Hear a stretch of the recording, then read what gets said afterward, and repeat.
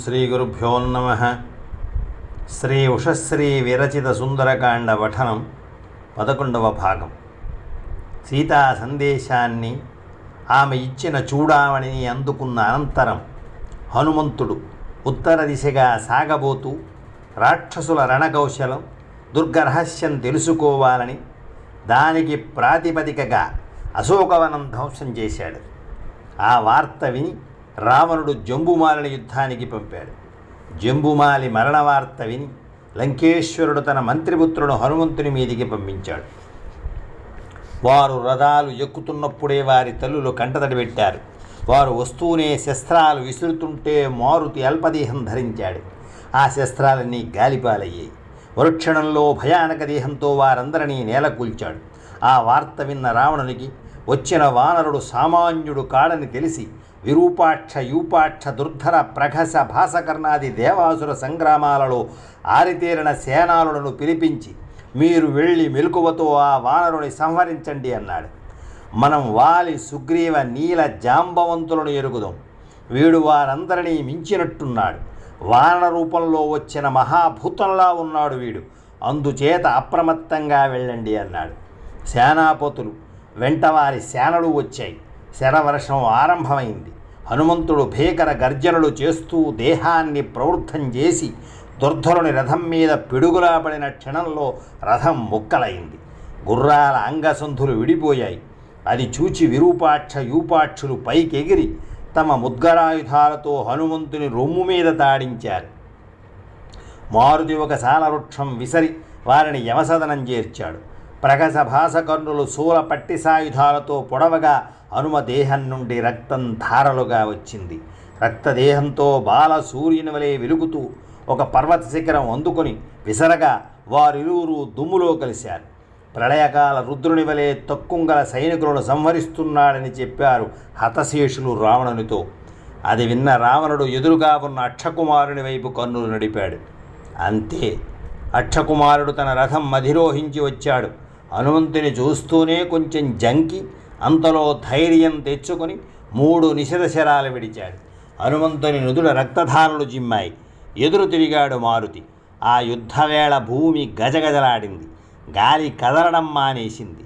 సాగరాలు కల్లోలమైనవి. పర్వతాలు ఊగిసలాడాయి. హనుమత్ పర్వతం మీద అక్షయకుమారుడు బాణశిలా వర్షం కురిపించాడు. వాని యుద్ధ కౌశల్యాన్ని మనసులోనే అభినందిస్తూ గగన వీధికి లేచి దూకుతూ ఆ రథాన్ని తాడించాడు. అంతే, గుర్రాలు నేలకూలాయి. రథం ముక్కలయ్యింది. అక్షయకుమారుడు ఆకాశ వీధికి సాగి గరుత్మంతుని కాళ్ల గోళ్లలో చిక్కిన సర్పమైనాడు. అక్కడే వానిని పట్టి గిరగిరా త్రిప్పి నేలకు విసిరాడు.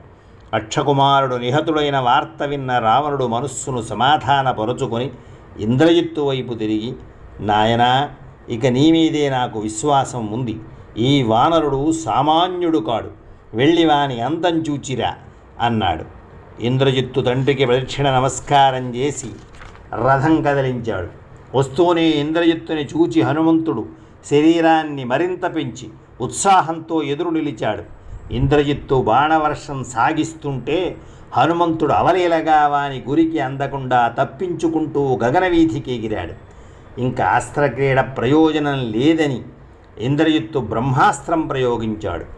హనుమంతుడు ఆ అస్త్రాలకి కట్టుబడి ఇప్పుడు ఇంక వీడితో వెళ్ళి రావణునితో మాట్లాడటం మంచిదనుకుని నిశ్చేష్టుడై ఉండగా రాక్షస సైనికులు వారిని బంధించారు. అది చూచి ఇంద్రజిత్తు తన అనుచరులు చేసిన అవివేక కార్యానికి చింతించి, బ్రహ్మాస్త్ర బంధితుని మరి దేనితో బంధించినా ఆ అస్త్రశక్తి తగ్గిపోతుందని ఎరుగరు వీరు. ఈ స్థితి చూస్తుంటే రాక్షస వంశానికి కీడు రానున్నదనిపిస్తున్నది అనుకున్నాడు. హనుమంతునితో ఇంద్రజిత్తు రావణుని ముందుకు వచ్చాడు. అనుచరులు విషయాలన్నీ వివరించారు. రాక్షస సభాభవన మధ్యలో స్వర్ణ సింహాసనం మీద రావణుని శిరస్సుపై ముత్యాల పేరులతో మడులతో కిరీటం వెలుగుతున్నది.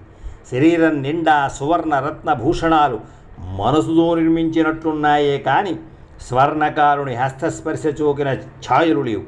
పీతాంబరం, రక్తచందనం, ఆలేపన మధ్యలో విచిత్ర రేఖలు, అంజనాద్రి సానువుల వలె వక్షస్థలం, దివ్యకాంతితో వదనమండలం, ఇరువంకల రమణీయములు మందహాస శోభిత వదనాలతో వింజామరులు వేస్తున్నారు. అటూ ఇటూ ఉచితాసనాలపై మంత్రాంగ కోవిదులైన సచివులు నలుగురు. మహోన్నతాసనం మీద రావణుడు మేరుగురి మీద కాలమేఘంలా ఉన్నాడు. హనుమంతునికి ఆశ్చర్యం తలమునకలయింది. అహోరూపం, అహోధైర్యం, అహోసత్వం, అహోద్యుతి, అహో రాక్షస రాజస్య సర్వలక్షణయుక్తత అని మనసా ప్రశంసించి, ఎన్ని గుణాలున్న ఈ లంకేశ్వరునిలో ఈ ఒక్క అధర్మం లేకపోతే ఇంద్ర పదవిని అధిష్ఠించగలిగేవాడు కదా అనుకున్నాడు. హనుమంతుని చూస్తున్న రావణుడు మొదటి చూపులో చెకుతుడై, కిమేషా భగవన్నాంది భవే సాక్షాదిహాగత, ఏమిటి సాక్షాత్తు శంకర కింకరుడైన నందీశ్వర భగవానుడిలా దిగివచ్చాడు. అలనాడు కైలాసం మీద పరిహసించినందుకు నన్ను శపించిన నందీశ్వరుడైనా కాక బాణాసురుడు వాన రూపంలో వచ్చాడా అని వితర్కించుకుంటూ మంత్రి బృహస్తునితో కనుక్కోండి ఈ వానరుని వ్యవహారం అన్నాడు. బృహస్తుడు హనుమంతుడికేసి తిరిగి, ఓ వానరా, నువ్వు నిర్భయంగా నిజం చెప్పితే నీకే భయం లేదు. ఎవరు పంపారు నిన్ను?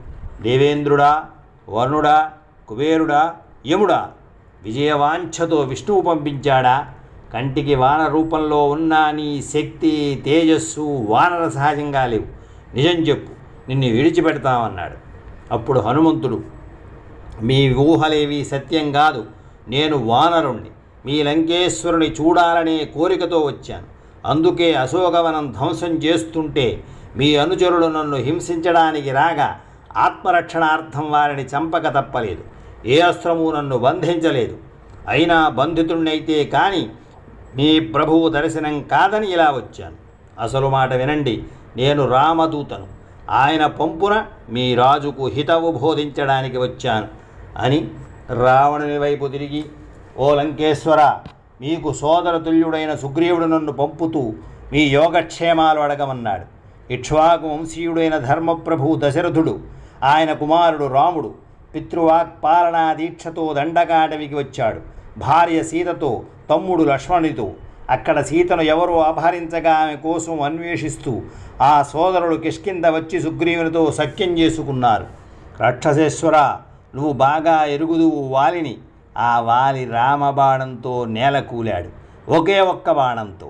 ఇప్పుడు మా రాజు సుగ్రీవుడు మహాబలిష్ఠులైన వానర బల్లూక సేనలు సీతాన్వేషణకు పంపాడు. అందులో నేను ఈ సాగరం దాటి ఇక్కడ మీ నగరమంతా శోధించి జానకీదేవిని దర్శించి ధన్యుణ్ణయ్యాను. ఇక నువ్వు తపస్వివి, ప్రాజ్ఞుడివి, ధర్మతత్వ విదుడవు. నీకు పరదార మీద మనసుండడం తగని పని. నీ వంటి వివేకి ధర్మ విరుద్ధంగా నడిచి వంశనాశనం చేసుకుంటాడనుకోను. రాముని కోపం, లక్ష్మణుని చాపం, వీటికి లక్ష్యభూతులైన వారికి యమసదనమే శరణ్యం. త్రికాలారాధ్యము, త్రిలోక హిరంకరము అయిన ధర్మం చెబుతున్నాను విను. ఇప్పుడే ఆయన భార్యను ఆయనకు సమర్పించు. కాదంటావా? నేను తిరిగి వెళ్ళడం తడువు. రామచంద్రుడు మిగిల పనిని తమ వామహస్తంతో పూర్తి చేస్తాడు. విషాన్నం ఆరగించుకోగల ప్రాణి లేనట్లే జానకిని పరుడెవరూ పొందలేడు. చిరకాల తవప్పలను నాశనం చేసుకోకు. దేవదానవ గణాల చేత అవధ్యుడవన్న మాట నిజమే, కానీ నరవానరులున్నారు సుమా. ధర్మాధర్మాలు రెండూ శుభాశుభ ఫలితాలిచ్చి తీరుతాయి. నేనే మీ సర్వరాక్షస కులాన్ని నాశనం చేయగలను. కానీ శత్రు సంహారం చేస్తానని రామభద్రుడు బల్లూక వానర సేనాపతుల సమక్షంలో శపథం చేశాడు. ఇక నువ్వు అపహరించి తెచ్చిన సీతాదేవి నీ పాలిట కాళరాత్రి, నీ మెడకు చుట్టుకున్న కాలపాశం. నా మాట విని ఆ కాలపాశం వదల్చుకో. రామకోప ప్రదీపితమైన సీతా తేజోగ్ని నీ లంకను భస్మం చేస్తున్నట్లు గోచరమవుతున్నది. నేను రామదూతను, వానరాన్ని. నన్ను నమ్ము. విష్ణు సమ పరాక్రమం గల రామునితో సంగ్రామంలో నిలబడగలవాడెవడూ లేడు. అట్టి వానితో వైరం నీకు క్షేమం కాదని చెబుతున్నాను. హనుమంతుని ప్రసంగం వింటున్నంతసేపు రావణుని కన్నులు ఎర్రవారే. ఆవేశంతో బుసకొట్టే కోడెత్రాచులా ఊపిరి విడిస్తూ ఈ వానరాన్ని నరికి పారేయండి అన్నాడు. అది విన్న విభీషణుడు, రాక్షసేశ్వర, రోషం విడిచి శాంతం వహించి ఆలోచించు. ప్రాజ్ఞత గల ప్రభువు దూతను వధించడు. శాస్త్రం కూడా దూత వధను నిషేధించింది. తన ప్రభువు చెప్పిన మాటలు వల్లించే దూత దోషి కాడు. అందుచేత దూతకు శిరోముండనమో, కళాఘాతమో, అంగవైరూప్యమో, అంగచ్ఛేదమో విధించారు శాస్త్రవిధులు. మరొక్క మాట, ఈ దూతను కడదేరిస్తే అక్కడ రామునికి వర్తమానం ఉండదు. అందకపోతే ఆయన యుద్ధానికి రాలేడు. యుద్ధ కండూతి గల నీకు తృప్తి కలగాలంటే ఈ వానరాన్ని వేయడం మంచిది అన్నాడు విభీషణుడు. అనగా రావణుడు వానరాలకు తోకాలంకారం, ఆ వాలానికి నిప్పు ముట్టించి నగర వీధులన్నీ త్రిప్పి వదలండి అన్నాడు. స్వస్తి.